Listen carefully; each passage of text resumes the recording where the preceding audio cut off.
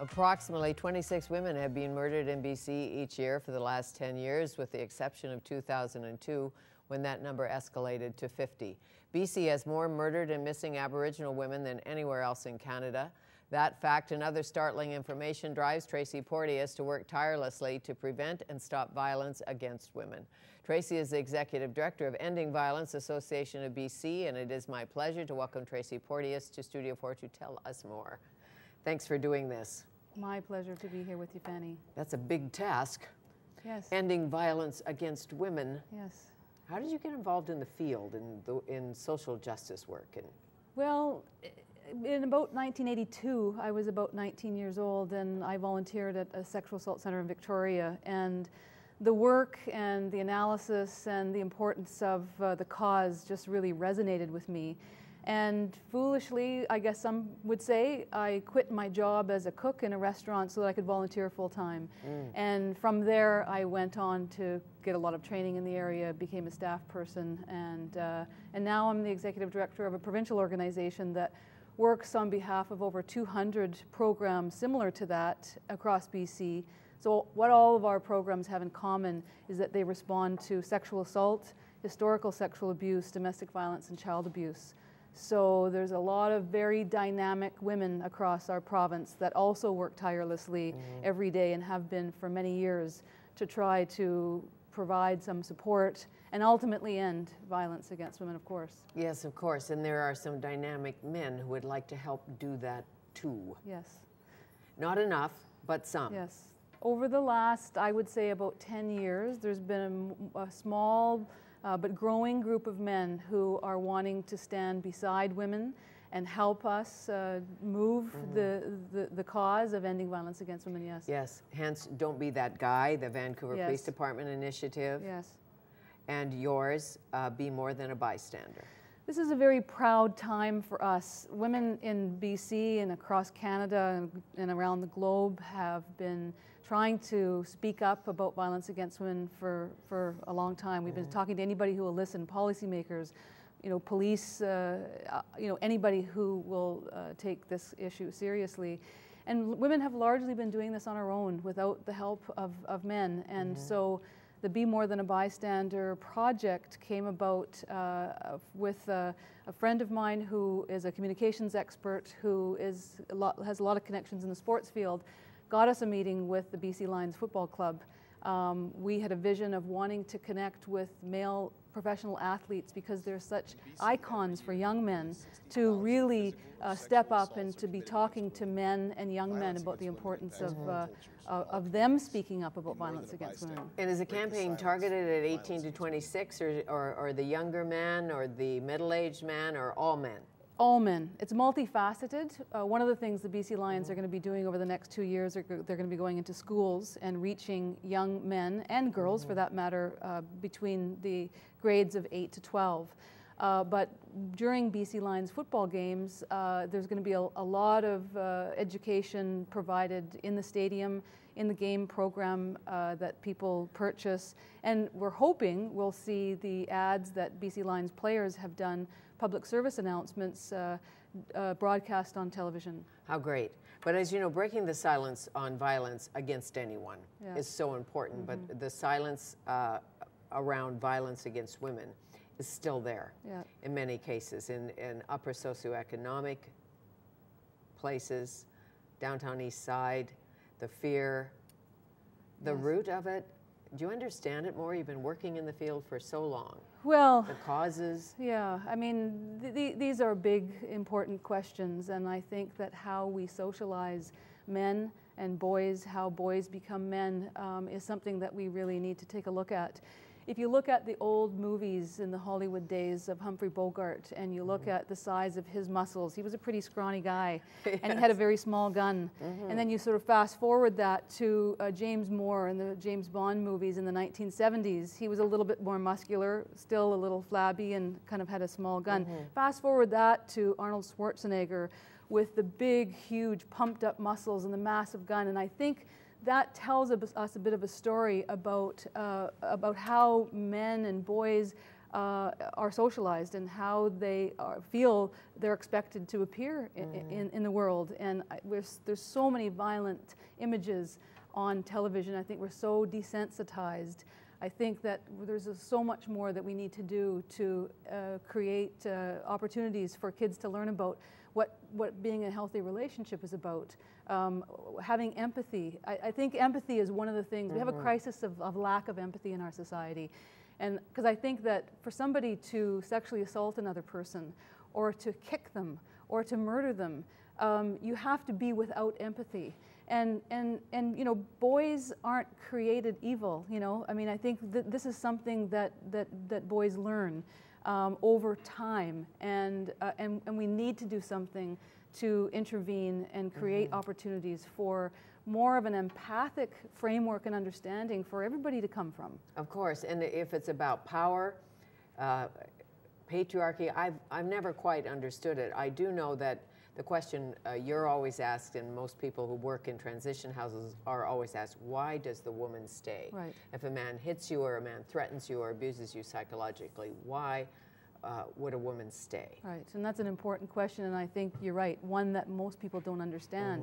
There's a lot of valid reasons why women stay. I mean, I think ultimately women don't want to leave the relationship, they just want the violence to stop. Well, they forget there's love there. Yes, exactly. I know that sounds strange, but I worked a crisis line for a few years as a volunteer, and that was one of the things. I love him and he promises he won't do it again, and I have no money, or I have 3 kids and I'm terrified, and I think I can handle it the next time, and when the next time comes, again and again.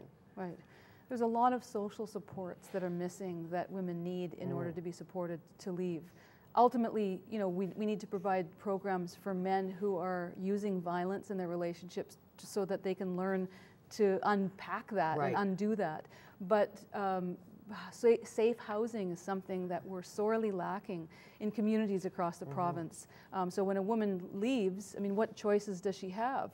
Where is she going to go? If she lives in a small community, many communities across the province don't have any social housing to be had.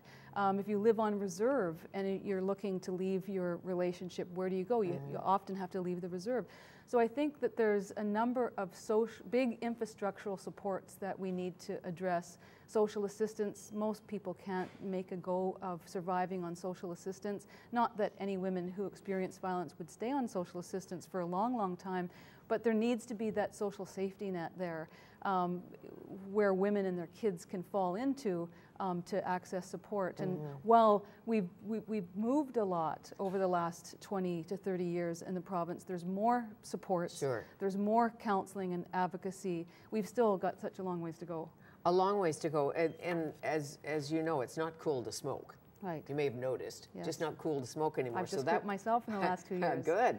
Well, that's like education. Yes. But it's an addiction. Nicotine's a very strong addiction. Do you think that some men, young boys, are addicted to violence, or is it anger? I know that's a psychological question. Right. Is it feeling disempowered? Yeah, I think the lack of social power and the lack of social standing definitely plays a role here. I think that that's part of how we need to socialize people. You know, we know that there's a link between disasters, earthquakes, forest fires, floods, and violence against women increasing. We know that there's an increase when there's an economic downturn and people lose their jobs. So forest fires and earthquakes don't cause violence against women. Somebody losing their job doesn't cause violence against women. But when men are feeling powerless, they take it out on the people closest to them. They take it out on people that they love. I think that, you know, there's a number of different kinds of violence in relationships that occur.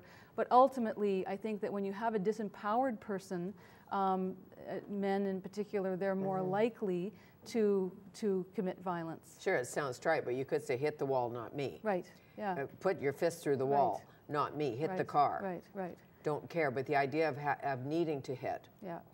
To solve, I know the early spanking, non-spanking advocates said kids are not for hitting. Right. That is not the lesson to give a child, to hit a child, to correct a child. Yeah. It was very controversial, still is. I think there's also whole lot of attitudes that sort of serve as a breeding ground for abuse and disrespect that we need to get at as well. You know, sexist and inappropriate and down-putting jokes are the start of it.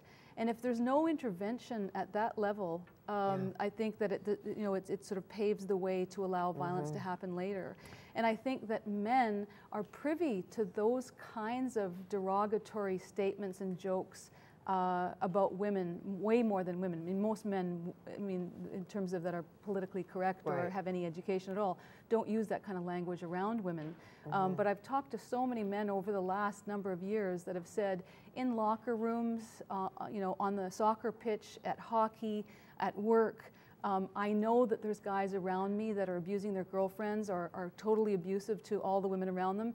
And I don't know what to do. These men have said to me, what should I do? Should I speak up? It's none of my business. It's private. What should I do? And that's what this new project is all about, is trying to reach out to men to make it socially unacceptable to other men, to make it uncomfortable for men to get away with these down-putting attitudes. And I think a man would listen to another man more so than to the woman in his life. I don't know this. But for years they've had the campaign, you know, sex without consent is sexual assault. Right. Get it. Right. We look at what's happening with Strauss-Kahn, head of the IMF, and we have no idea if he's guilty or not. But as the women come forth and say, hello, here's what happened to me with this man, and you need an authority to trust it. Right. I think the cops are way better in training at the Justice Institute now when a woman says, I think he's going to kill me. I'm afraid for my life. Yes. They pay close attention to domestics. Yeah. The police have come so far. I've been working in this field for 30 years, and I'm sometimes astounded at how progressive the police are. We work really closely with the municipal police and the chiefs of police and the RCMP, and generally speaking, I think the police are, by and large, our closest allies in terms of pushing for policy and legislative changes and training and resources. Sure. Don't be that guy. Yes, exactly. When you look at the world picture, rape used as a weapon of war. Yes. Sexual assault is something that still is lagging way behind. We've fallen sort of down the hill on the agenda of sexual assault. We've moved some things forward with respect to domestic violence. There's been a number of high-profile deaths of women and children in our province. And as a result, there's been a lot of people pushing for more reforms, more services, more training, more policy. But in the area of sexual assault, and I'm glad that you raise it, you know, we don't have a sexual assault policy in our province. There's nothing guiding the intervention of police and Crown and others.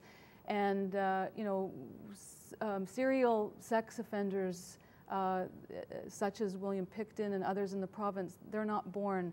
They are people that started off in their offending behavior in lower level sexual assaults and got away with it. Yes. And there's so much more that needs to be done at the front end that we need to For sure. urgently. If you read Stevie Cameron's Picton's books, The Farm, and what went on in the young life of the Pictons, and I don't mean it's causal necessarily. Everybody's not going to grow up to be a serial killer. Right. But it's astounding, like what happens to a child at the hands of a parent. Right. What advice do you give to men who, in this campaign, who would like to interfere, who know that Harry is beating his wife or one of their friends is out of control on dates or sexually? What should they do? Well, the first issue that anybody needs to be concerned about is their own safety.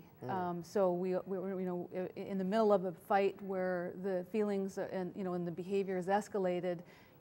Anybody that's intervening needs to assess whether or not they would be in danger. If it's a highly violent situation, obviously phoning the police. But there's lots of other situations along the continuum that happen, as you say, that men would like to intervene. And I would say that doing nothing and saying nothing is really like saying it's okay. So the silence is something that we need to change. And so taking a man aside, not necessarily calling him out in front of all of his peers and humiliating him like that, we wouldn't recommend. but taking a friend aside to say, you know, hey man, like, you know, what you're doing and how you're treating her isn't okay with me.